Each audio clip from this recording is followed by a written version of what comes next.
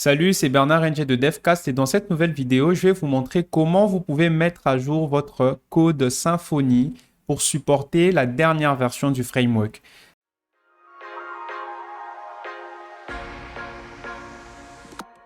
J'ai ici un projet qui a été publié il y a 2 ans, donc qui tourne sur une ancienne version de Symfony et on va voir comment le mettre à jour pour supporter la dernière version. Au moment où je suis en train de tourner cette vidéo, c'est la version 7.1. La version 7.2 sera disponible le mois prochain en novembre. Je ferai une vidéo pour vous présenter les nouvelles fonctionnalités. N'hésitez pas à vous abonner si c'est quelque chose qui vous intéresse. J'installe le projet, il est open source, je mettrai le lien en description. Le projet tourne sur Docker. Petite particularité, il tourne sur une version assez ancienne de PHP. Ici, c'est la version 8.1 qui est d'ailleurs basée sur l'image de GraphicsCards qui n'est plus aussi maintenue. Alors, si je lance le projet, vous allez très vite vous rendre compte que je vais me retrouver dans mon profiler avec cette notice où on me dit que je suis en train de tourner le projet sur une version qui est expirée. Qu'est-ce que ça veut dire une version expirée? Alors, il faut comprendre le processus de release ou encore le calendrier de release de Symfony. Donc, chaque année, Symfony travaille sur des nouvelles versions et il y a tout un processus pour publier ces versions-là. Déjà, il faut comprendre que Symfony utilise ce qu'on appelle le versionning sémantique. Ça veut dire qu'on a 3 concepts importants à comprendre. Les versions majeures, les versions mineures et les versions de patch ou de security fix.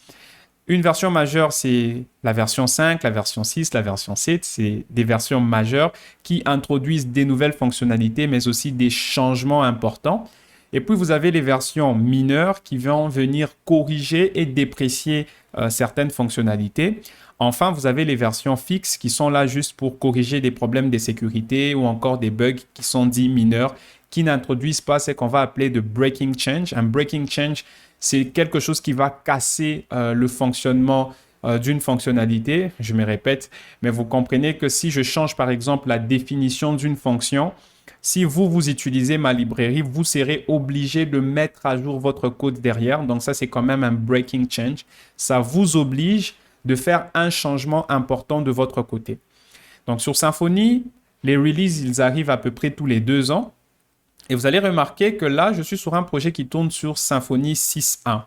Alors, il est plus facile de migrer d'abord vers la version la plus stable. Donc là, ça sera la 6.4 avant de passer à la 7.1.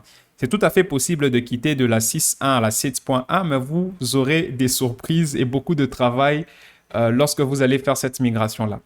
Pourquoi je recommande de passer d'abord par la 6.4? Ça vous permettra de voir quelles sont les fonctionnalités qui seront dépréciées dans la prochaine version majeure.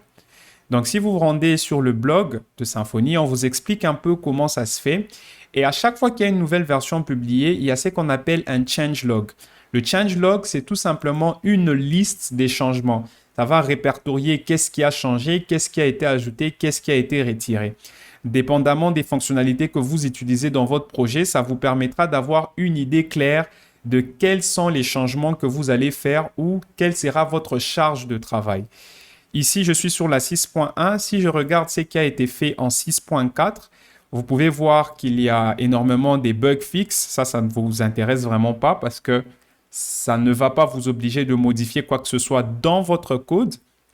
Mais si vous prenez par exemple la 7.1, la upgrade vers 6.4, vous allez très vite remarquer qu'on a par exemple des fonctionnalités qui ont été dépréciées. Par exemple, ce n'est plus recommandé de passer par le container pour récupérer un service, mais plutôt d'utiliser l'auto-wiring. Voilà, il y a comme ça beaucoup de fonctionnalités qui ont été dépréciées. Vous pouvez aussi voir, par exemple, pour le Doctrine Bridge, qu'est-ce qui a été déprécié et qu'est-ce qui ne va plus fonctionner. Donc, il faut lire ces documents-là parce que ça vous permettra, en fonction de l'application sur laquelle vous travaillez, d'avoir une idée globale de ce qui se passe. Une façon la plus facile aussi de le faire, c'est de migrer déjà vers la 6.4. Pour ce faire, vous vous rendez dans votre fichier composer.json. Rien de plus facile. Vous scrollez juste en dessous, vous avez le Extra Symfony. Et là, vous avez un require. Vous pouvez changer cette version et dire qu'on va passer à la 6.4. Et partout où vous avez Symfony en 6.1, dans Composer, je vais chercher partout où il y a la 6.1 et je vais passer en 6.4 étoiles. Alors, je remplace et à chaque fois, je vais remplacer comme ça toutes les occurrences par 6.4. Attention, juste les packages qui concernent Symfony. Donc, une fois que ceci est fait, la prochaine étape, c'est de taper la commande Composer Update. Composer Update. Et c'est tout ce que j'ai besoin de faire. Donc, ici, ça va tout installer. Il n'y a pas de souci. Vous voyez que ça fait ce téléchargement-là. Alors, l'avantage de passer à cette version, vous allez très vite vous rendre compte que dans mon projet, si je relance mon application, ici, c'est une simple application de gestion de contacts. Voilà. Jusque-là, tout va bien. Et si je clique dans la barre de debug, dans la partie deprecation, j'en ai qu'une seule. Donc, la 6.1, c'était une version assez récente. Donc, il n'y avait pas des deprecations dès la version 5.4 et les versions 5, par exemple. Donc, une fois que ceci est fait, déjà, vous voyez qu'il y a des erreurs, ce qui est tout à fait normal. Pourquoi? Parce que énormément des choses ont changé. Ici, le bundle, Autocomplete Bundle, ne met plus, au fait, les ressources dans ce fichier-là. Donc, il faudra changer et mettre la bonne configuration. Pour ce faire, c'est dans la configuration, on va le voir tout de suite là. Alors, j'aurai cette erreur, évidemment, ça ne va pas passer. Donc, pour ça, vous pouvez aller voir qu'est-ce qui a changé dans le bundle Autocomplete. Donc, vous cherchez Autocomplete UX, Symfony UX Autocomplete. Et voilà, vous allez dans le projet. Vous allez très vite vous rendre compte que maintenant, la configuration, elle se trouve dans le dossier config. Et dans le dossier config, vous avez maintenant routes.php. Donc, pour ça, on va dans notre projet à nous. Alors, c'est dans les routes. J'y arrive. UX Autocomplete. Ça ne se retrouve plus à ce niveau-là, mais ça se trouve maintenant dans le dossier config. En faisant ça, on a corrigé cette première erreur. Voilà. Et si je réactualise la page, tout se passe bien, sauf que voilà, il y a le CSS qui ne fonctionne plus, évidemment. Donc, pour que le CSS refonctionne, je dois tout simplement build les assets. Donc, pour ça, j'ai fait un coup de yarn build et ça va lancer Webpack pour compiler tous les assets et tout va fonctionner comme il faut.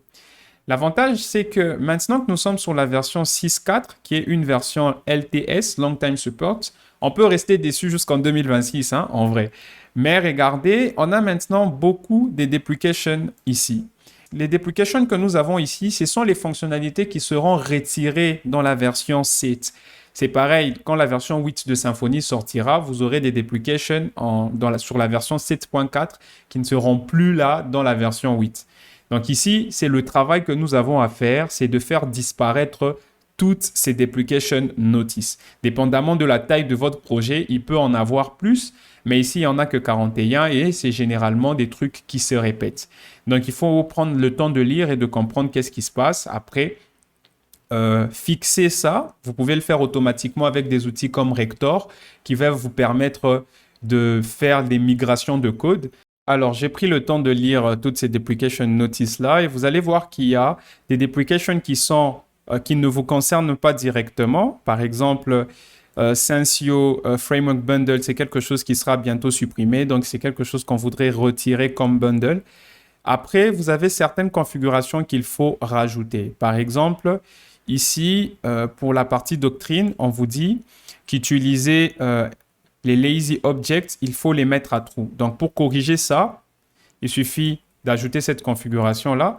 Dans notre package doctrine, dans la partie ORM, juste ici, on va venir préciser voilà, qu'on a le enable lazy ghost object qui va passer à true. Voilà.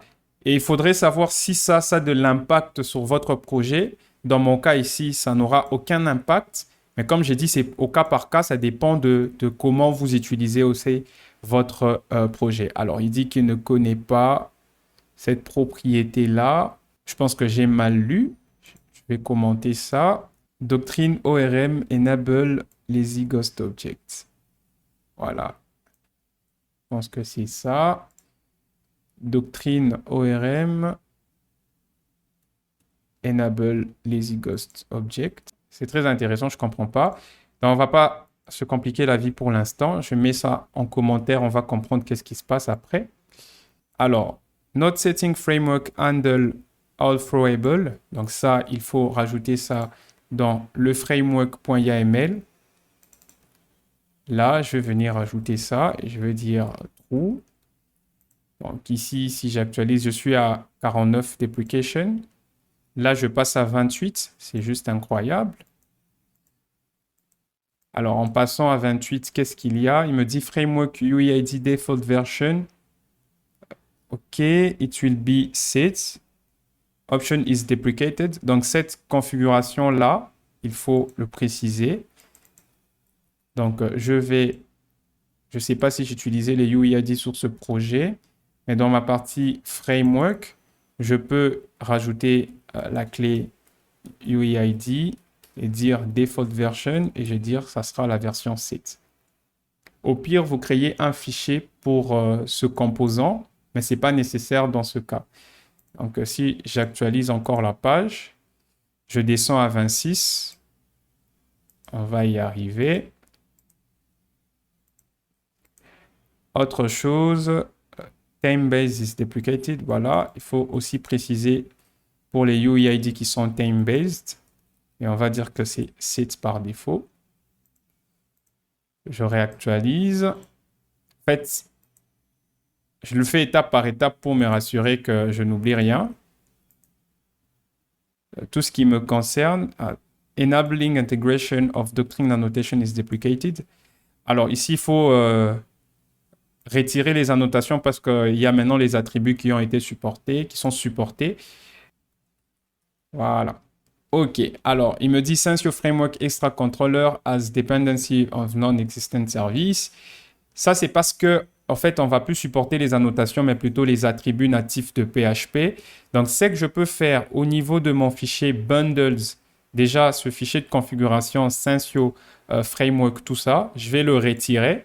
Donc, je vais le supprimer parce qu'il ne servira plus à rien. Voilà. Ensuite, dans la liste des bundles installés, dans mes bundles, le bundles Sensio framework, tout ça, il doit aussi dégager. Voilà. Il dégage. On n'a plus besoin de lui. Vous l'aurez compris, dans mon fichier composer.json, je vais aller retirer au fait ce bundle-là parce qu'il n'est plus utilisé. Il est totalement déprécié. Voilà. En faisant ça, évidemment, si je réactualise, tout fonctionne comme prévu. Par contre, les deprecations, on est descendu à 16 deprecations. On continue le travail. Vous avez Controller Resolver Automapping. Alors ça, j'en ai parlé dans ma vidéo qui précise les fonctionnalités de la version 7.1 de Symfony. Allez la regarder si ce n'est pas déjà fait. Pour comprendre, en fait, c'est quoi le comportement derrière l'automapping qui sera désactivé. Donc, au niveau de doctrine ORM, et puis c'est Controller Resolver, juste ici. On avait un problème là, Controller Resolver. On va désactiver l'auto-mapping. On mettra ça à false. Ça ne va pas casser notre application parce que ce n'est pas une fonctionnalité que j'utilise beaucoup sur ce projet. Alors là, c'est intéressant parce que ça, c'est une deprecation qui ne me concerne pas directement, mais plutôt le bundle que j'utilise. Alors ça, c'est à Vitch de faire cette mise à jour-là, ce n'est pas à moi. Donc, je suppose que lorsque je vais faire la mise à jour vers la version 7, Vitch aussi va faire cette mise à jour-là et donc cette deprecation va disparaître. Donc, je ne m'occupe pas de ça. Pareil pour la partie security. Alors, le composant lui-même, Core Security, a été déprécié. Maintenant, on passe par le Security Bundle. Dans mon fichier Security, j'ai un Login Form Authenticator. Alors, dans ce Login Form Authenticator, j'utilise justement ce Security qui est déprécié. Je vais retirer cette classe-là pour utiliser le bundle. Alors, ce qui est bien, c'est que c'est compatible avec l'ancienne version.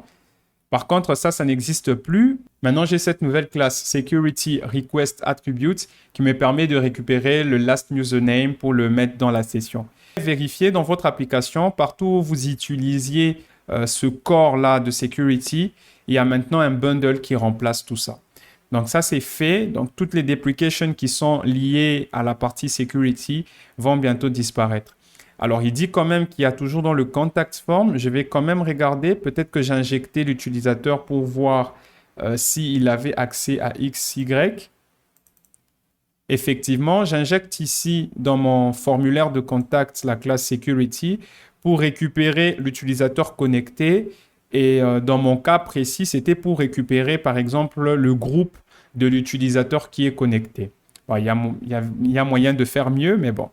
Je supprime donc ça et j'injecte la bonne classe qui vient du bundle. Voilà, Security Bundle. Et là, on est dans le banc. Il n'y a rien d'autre à faire à ce niveau-là. Je le fais aussi à ce niveau. Donc, vous voyez que c'est une tâche quand même manuelle et on peut se tromper. C'est pour ça que des outils automatiques comme Rector peuvent être intéressants. Pareil là. Vous imaginez si vous avez un très très grand projet, faire tout ça manuellement. Et s'il n'y a pas des tests dessus, c'est quand même compliqué. Je pense que c'est tout. Container Dump Inline Factories, c'est pas dans le user lanes comme on dit, c'est le framework qui va gérer ça, donc vous vous occupez pas de ça. Et je pense que c'est tout. En tout cas, toutes les dépréciations côté utilisateur, donc dans notre code à nous, ont été corrigées. Je vais juste actualiser la page. Et là, j'en ai plus que 11. Et sur ces 11-là, ce sont les deprecations des frameworks et des bundles. Donc là, je peux, avec toute l'assurance possible, me permettre de passer vers la version 7.1 parce que j'ai corrigé tout ce qui va disparaître dans cette version-là. Donc pour ce faire, je reviens dans mon composer.json. Alors là où j'avais mis 6.4, je passe maintenant à 7.1. Voilà, j'ai remplacé 7.1 pour tous les bundles. Voilà, ce qui est fait. Il y a aussi les receipts, les flex receipts qui ont été mis à jour. Donc vous pouvez aussi les mettre à jour en tapant les commandes suivantes. Ça va peut-être permettre de changer en fait, les configurations par défaut de certains bundles, ce qui est intéressant aussi. Il y a incompatibilité entre la nouvelle version de Symfony 7.1 qui supporte la version de PHP 7.2. Or, nous sommes sur la version 8.1. Donc, on ne peut pas faire cette migration-là sans changer de version. Donc, pour ce faire, on est obligé, donc c'est quelque chose qu'il faut savoir, on est obligé aussi de mettre à jour la version de PHP. Alors, mettre à jour cette version, ça veut dire préparer notre code à supporter les nouvelles versions de PHP. Le même processus qui a été fait en regardant les fonctionnalités dépréciées de la version 7.0 de Symfony, vous devez faire la même chose pour la version 8.2. Il faut savoir qu'est-ce qui a changé dans la version 8.2 de PHP, qu'est-ce qui a disparu pour que vous n'ayez pas des surprises lorsque vous allez faire cette migration-là. De manière générale, PHP est extrêmement rétro-compatible, donc je peux me permettre de mettre ici PHP 8.2 de mémoire. Donc, je change mon image ici et je vais reconstruire Docker Compose Build ou encore Docker Compose App-build. Il va créer la nouvelle image. Donc, on va passer à 7.2. Ensuite, on pourra faire la migration vers Symfony 7.1. Voilà, maintenant que c'est fait, ma version de PHP a changé. On peut regarder ça en actualisant ici mon projet. Voilà, vous pouvez remarquer qu'on a aussi des dépréciations, pas au niveau de Symfony, mais au niveau de PHP. Vu qu'on a changé la version de PHP pour supporter la nouvelle version de Symfony, il y a certaines choses qu'on doit aussi changer dans notre code. Par exemple, la manière d'interpoler les chaînes de caractères. Avant, ça, c'était possible, mais il ne faut plus le faire. Il faut changer et utiliser cette version-là. Donc, vous pouvez le voir que ça se trouve dans mes extensions Twig, dans mon icon extension, ligne 76. Donc, je vais me rendre dans ce fichier-là. À la ligne 76 de ce fichier, vous pouvez voir qu'ici, à la ligne 76, voilà, j'ai utilisé l'interpolation qui est dépréciée. Il suffit de corriger. Vous pouvez le faire avec une expression régulière si ça vous intéresse, mais c'est là où les outils comme Rector deviennent intéressants parce que Rector va faire ça pour vous automatiquement. Donc ici, chez moi, il n'y a pas beaucoup de dépréciation dans ce sens-là, donc je peux le faire manuellement. Je répète encore, si vous avez un très très grand projet, ça ne serait pas productif de le faire manuellement. Ok, super. Alors, vous remarquez quelque chose, on est encore à la version 6.4. Donc maintenant qu'on a changé tout ce qu'il fallait changer pour PHP, on peut se permettre de monter à la version 7.1. Alors, vous pouvez tomber sur ce genre de cas. Par exemple, ici, j'ai un bundle qui tourne sur la version 5.8. Et vous remarquez que ces bundles, ils ne supportent pas la version 7 de Symfony. Donc, ce qu'il faut faire, c'est qu'il faut changer les versions de ces différents bundles-là pour permettre la migration. Et vous remarquez, pour KNP Paginator, c'est le bundle qui nous permet de faire la pagination, on va le faire monter à sa dernière version. Et sa dernière version ici, c'est la version 6.1, 6.6.6. Bon, mon éditeur me permet de voir c'est quoi la dernière version, ce qui est plutôt intéressant. Mais vous serez obligé d'aller sur le GitHub du projet et voir c'est quoi la dernière release. Pareil pour mon Symfony, voilà, Webpack encore bundle. Je vais le faire monter à sa dernière version, peut-être qu'il y ait 2 quelque chose. 2.2.0. Alors, le dernier truc, c'était le Proxy Manager. Je pense que celui-là, il n'y a pas de souci. On va réessayer. OK, il reste encore quelques problèmes avec ici Vitch Uploader qu'il faut aussi monter de version. Et par contre, le Proxy Manager Bridge, je ne sais pas pourquoi il bug. Je crois que ce bundle n'existe pas. Alors, on va vérifier si c'est toujours supporté. Et là, on voit que ce bundle ou ce bridge n'est plus nécessaire. Ça veut dire qu'on n'a plus besoin de l'utiliser. Alors, ce qui veut dire qu'on peut le retirer dans nos dépendances. Et enfin, le Vitch Uploader, on va le faire monter dans sa dernière version pour supporter Symfony 7. Donc, je pense que sa dernière release, c'est du 2 quelque chose. 2.4.2.